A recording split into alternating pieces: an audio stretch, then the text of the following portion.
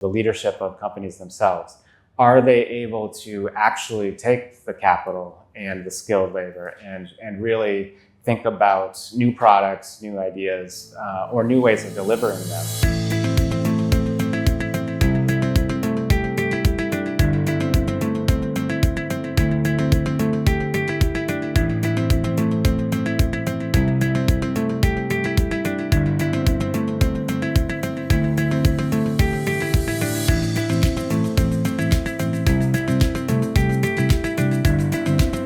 So companies don't exist in isolation, right? So first of all, what is the environment like for a private enterprise? And that's in terms of access to capital, it's the infrastructure, it's the rules and regulations. Does it enable businesses to enter, to compete?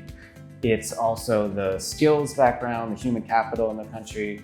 And then it's also entrepreneurship, so the leadership of companies themselves. Are they able to actually take the capital and the skilled labor and really think about new products, new ideas, or new ways of delivering them that can really allow a company to jump to the head? So it's both the environment as well as what a company is able to do well itself.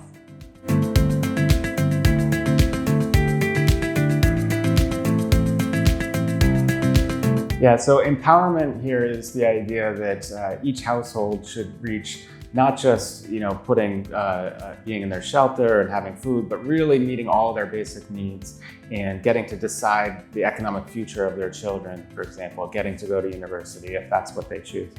And so I think the biggest thing that companies can do is make investments and think about their workforce also as a long-term investment, right? So this reskilling or investing in skills, and also thinking about how do we really lift our long-term competitiveness, because that's actually what lifts incomes.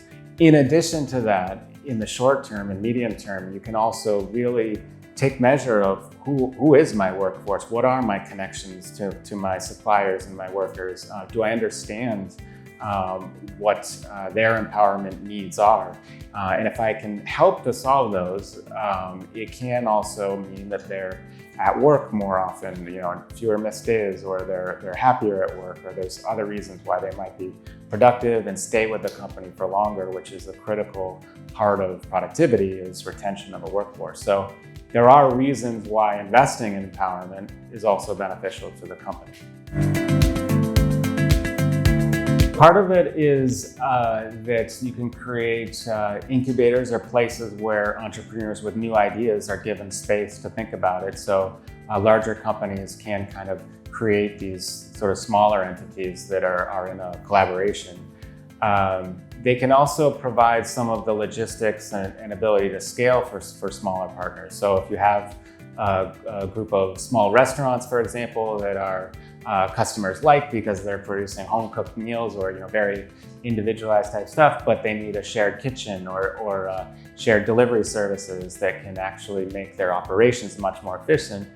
Maybe that's a third party, or maybe it's a large company that is in partnership with them. There's lots of ways in which collaboration can be beneficial for both companies.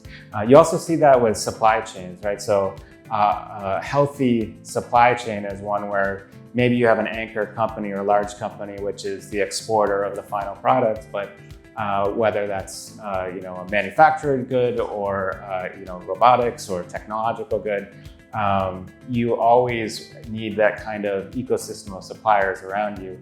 And it's in the interest of both the larger company and those smaller companies to really figure out how can we build that ecosystem. Yeah, so again, we did this research to ask exactly that question, partly because when we look backward, we saw that oftentimes change comes from small pockets that actually transform the rest. And what we see are really, I would say, three different types of new technologies. So one, you have the continuation of digital trends. So for example, streaming video or digital advertising. Those are industries that are going to continue to grow revenue 10, 12%, I think, in the next 12 years. There's another set, which is these kind of transversal technologies. So AI, software and services is a big one. Semiconductors continue to get faster and faster processing. Cloud computing allows, a whole new level of data processing. Cybersecurity actually is growing quite fast in response to all of that digitization. So those technologies will affect many other industries, and that's kind of a second category. And then a third one is the ones that combine that with physical objects. So you think about robotics, you think about shared autonomous vehicles that might be driving us around without driverless vehicles as taxis, or drone delivery drones. Even space is a new kind of industry that's likely to grow fast. In each of these cases, it's kind of combining this AI technology, a physical object, and an energy source such as batteries, which have also really progressed in terms of their energy density and their lower costs. So you have a whole new set of possibilities through those technologies. My key recommendation is to figure out what you do well from a business perspective, first of all.